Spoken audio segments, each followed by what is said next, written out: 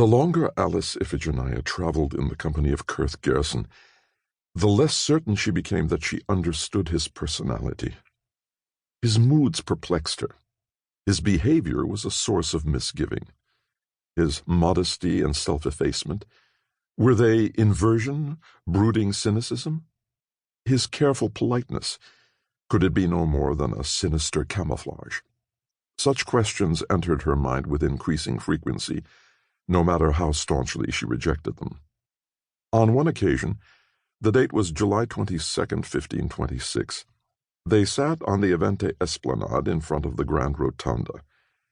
Gersen sought to explain the seeming contradictions of his character. There's really no mystery. I've been trained to a certain function. It's all I know. To justify the training, to fulfill my life, I exercise the function. It's as simple as that. Alice Iphigenia knew the general outlines of Gersen's past. The 5 demon princes, joining for the historic raid on Mount Pleasant, had destroyed or enslaved 5,000 men and women. Among the handful of survivors were Rolf Gersen and his young grandson. Alice Iphigenia realized that such an experience must alter anyone's life. Still, she herself had known tragedy and terror. "I am not changed," she told Gersen earnestly. "I feel neither rage nor hate." "My grandfather felt the rage and hate," said Gersen in rather a flippant tone of voice. "So far as I'm concerned, the hate is abstract." Alice Iphigenia became even more disturbed. "Are you then just a mechanism?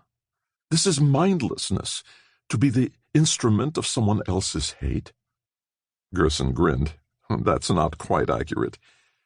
My grandfather trained me, or rather had me trained, and I am grateful to him. Without the training, I would be dead." "He must have been a terrible man, so to warp a child's mind." "He was a dedicated man," said Gersen. "He loved me and assumed I shared his dedication. I did, and I do." "But what of the future?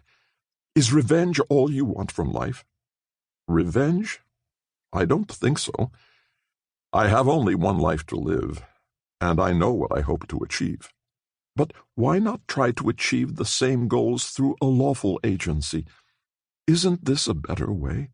"There isn't any lawful agency. Only the IPCC, which isn't altogether effective."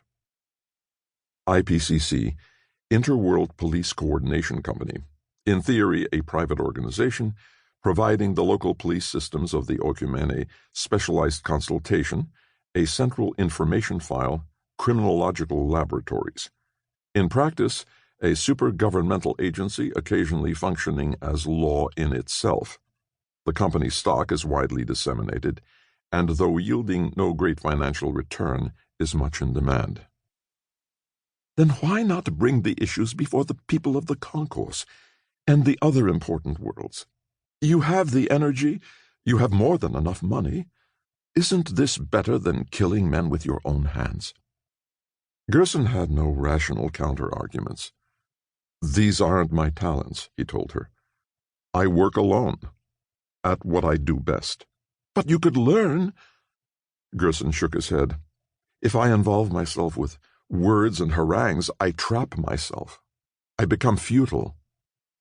Alice Iphigenia rose to her feet. She walked to the balustrade, looked out across the thaumaturge ocean. Gersen studied the clear profile, the proud stance, as if he had never seen them before. The time was approaching when he must lose her, and everything that was easy and fresh and uncomplicated would leave his life. The breeze shifted her bright hair. She was looking down into the blue water, watching the shifting glints and planes of Rigel light. Gersen sighed, picked up a newspaper, morosely scanned the front page. "Cosmologist killed. Hyrcan Major attacks camping party." Gersen glanced at the text. Trovene, Phrygia, July 21st. Johann Strub, advocate of the star capture theory, which assigns the original parentage of the concourse worlds to Blue Companion, yesterday was set upon by an adult Hyrcan Major and almost instantly killed.